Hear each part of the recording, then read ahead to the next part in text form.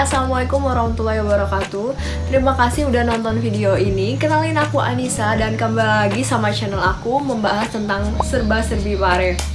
Oke, jadi it's been a long time aku nggak talking ke kamera kayak gini, bahas-bahas masalah Pare. Karena aku sekarang sedang berada di kampung dan insya Allah dalam beberapa bulan akan kembali lagi ke Pare. But untuk kalian yang udah nyaksikan beberapa video tentang Pare sebelumnya, terima kasih banyak. Dan jika kalian suka tentang channel atau konten itu, silahkan bantu aku support. Caranya klik like, comment, dan subscribe. Makasih. Oke, di video kali ini aku akan membahas hal substansial atau hal yang penting untuk kalian jika kalian pengen banget kursus di Pare. Nah, jadi di video kali ini aku akan ngasih 5 tips bagi kalian yang pengen mencari kursusan di Pare.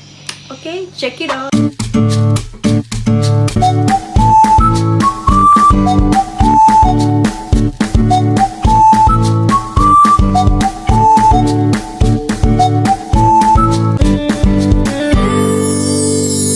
Baik, langsung aja teman-teman. Nah, di sini aku bakal ngasih beberapa tips ke kalian caranya untuk mencari kursusan yang tepat banget buat kita gitu. Karena kalau belajar, pasti kita mengorbankan waktu, uang, dan tenaga. Dan harapannya pasti kita pengen dapat ilmu kan. Tapi apa jadinya kalau yang kita pengen itu sia-sia alias kemahalan, terus nggak worth it sama biayanya. Nah, jadi kali ini aku bakal share beberapa tips, oke? Nah, yang pertama niat teman-teman. Nah, ada beberapa teman-teman ini ceritanya sering DM aku. Aku pengen belajar dari nol. Aku pengen bisa speaking atau aku pengen belajar TOEFL. Nah, aku pikir niat masing-masing itu berbeda. Jadi, pastikan niat kalian datang ke Pare itu belajar buat apa. Emang dasarnya kita pengen belajar bahasa Inggris gitu atau bahasa yang lain, tapi harus ada spesifik poinnya. Contohnya nih, misalnya kita pengen belajar bahasa Inggris, kita pengen bisa public speaking atau lancar speaking bahasa Inggris. Nah, saran aku dan lebih bagusnya itu kita mencari kursusan yang mengarah ke pengasahan speakingnya atau cara berbicara atau public speakingnya daripada grammar ataupun kita belajar TOEFL malahan atau IELTS.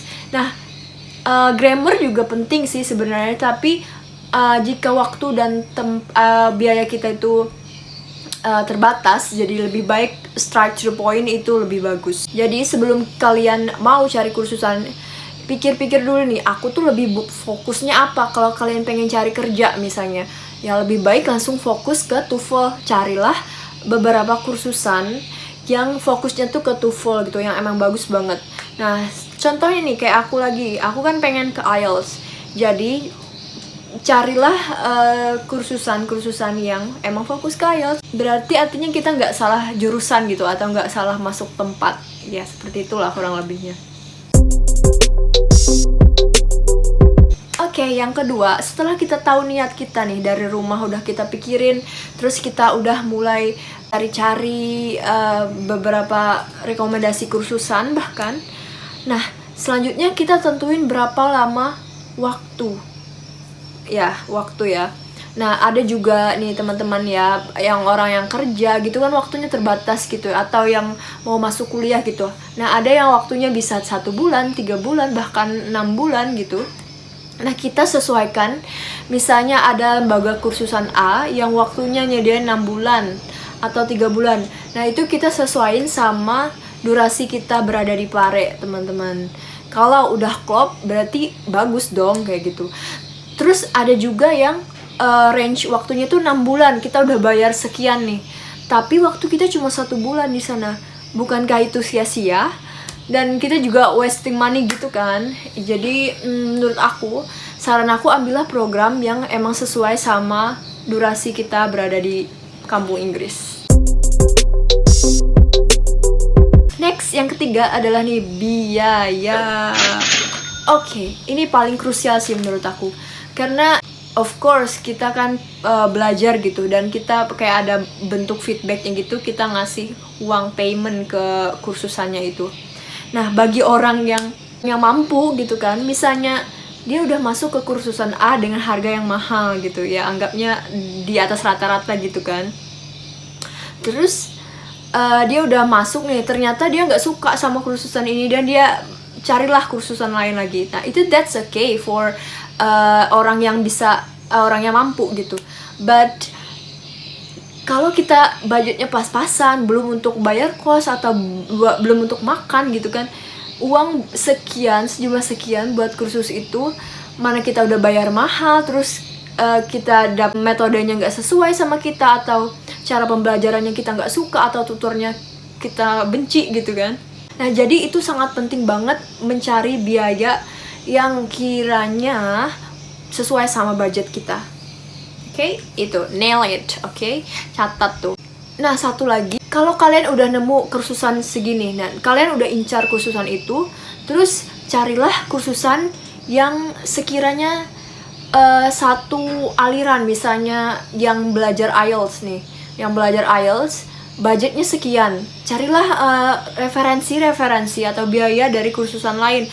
Apakah kursusan yang kita pengen itu kemahalan apa enggak? Jadi carilah rata-ratanya. Kalau emangnya atau kemahalan gitu, lihat dulu bagaimana detailnya. Apakah dia emang sebagus itu atau kitanya yang ketipu karena kemahalan. Nah oke guys, yang keempat, please ini juga ya, salah satu hal yang penting juga nih. Yang keempat ini adalah tempat kursusannya.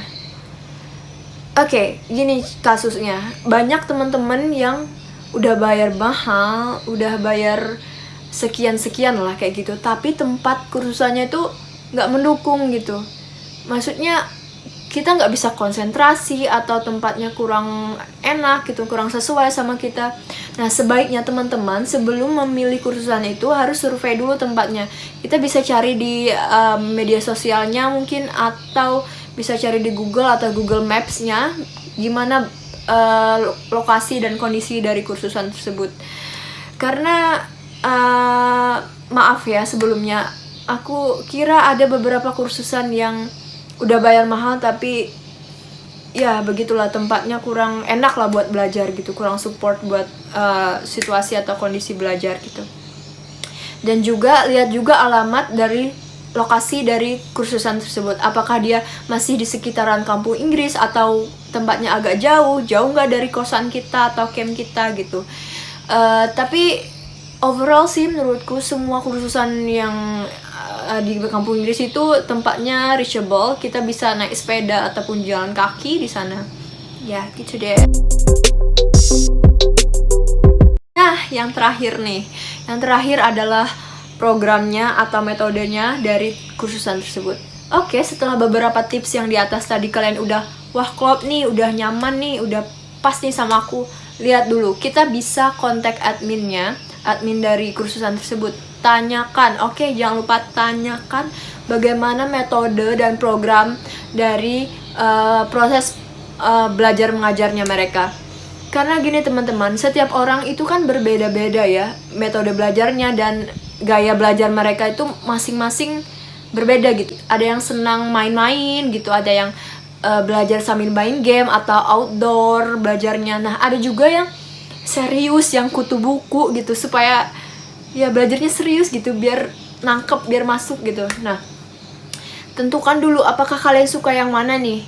Terus lihat dulu bagaimana proses belajar mengajarnya, jam belajarnya, terus belajarnya apa aja nih. Misalnya kita mau belajar grammar, nah kita lihat dulu grammar yang dipelajari itu apa, kita lihat modulnya, atau minta apa ya, bab atau materi yang akan dipelajari itu apa aja. Jangan sampai kalau kalian udah minim waktu, minim biaya di sana, terus belajar yang udah kalian pernah pelajarin sebelumnya di sebelum kursus di situ, misalnya tenses, kalian udah bisa, udah fasih nih tenses. Jangan sampai kalian mengulang itu lagi, karena itu wasting time teman-teman. Kalian bisa belajar yang lebih tinggi lagi menurut saya ya, kayak gitu. Nah dan yang gak kalah pentingnya adalah kalian bisa survei tutornya. ya kalian bisa tanyakan tutornya nih capable gak ngajarnya. Ya ini agak terdengar sombong ya teman-teman, tapi namanya orang belajar ya, pasti apalagi kita udah berbayar gitu, pasti kita pengen yang terbaik dong buat kita. Oke, jadilah smart people dan selektif. Mungkin itu aja kelima dari tips yang aku rekomendasikan kepada kalian jika kalian pengen milih kursusan di Pare.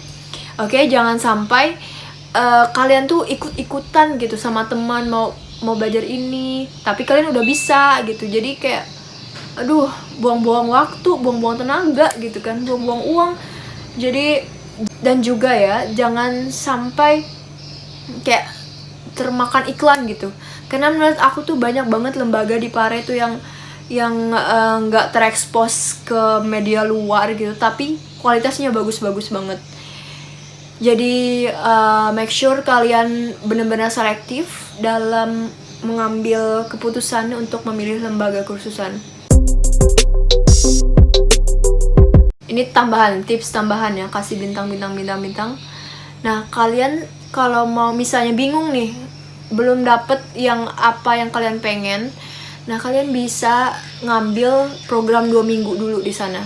Misalnya kalian punya waktu 3 bulan ya di Pare, dan kalian tuh bingung mau milihnya yang mana, ternyata banyak gitu. Nah, tips dari aku, ambillah kursusan yang periodenya 2 minggu. Setelah itu di Pare atau di kampus Inggris, kalian bisa survei kemana-mana tentang kursusan tersebut. Kalian bisa datangin, kalian bisa tanyain langsung kepada adminnya atau minta brosurnya kayak gitu. Atau kalian bisa observasi langsung, tanya-tanya ke teman-teman kalian di Pare. Ini bagus nggak sih kursusannya, atau kayak gimana metode pembelajarannya gitu. Mungkin kalian bisa ngambil 2 minggu dulu, terus baru deh misalnya udah klop, ini nih fix nih ini gitu, bisa deh ngambil beberapa paket beberapa bulan. Well, itu dulu dari aku. Terima kasih banyak udah nyaksiin video ini. Maaf banget aku ngomongnya jika kecepetan, dan maaf banget kayak ada suara berisik, suara burung-burung kayak gitu ya, karena emang aku berada di kampung. Well, itu dulu. Mohon maaf jika ada banyak salah kata. Semoga video ini bermanfaat, dan jangan lupa like, comment, dan subscribe channel aku. Terima kasih. See you di video-video selanjutnya. Dadah.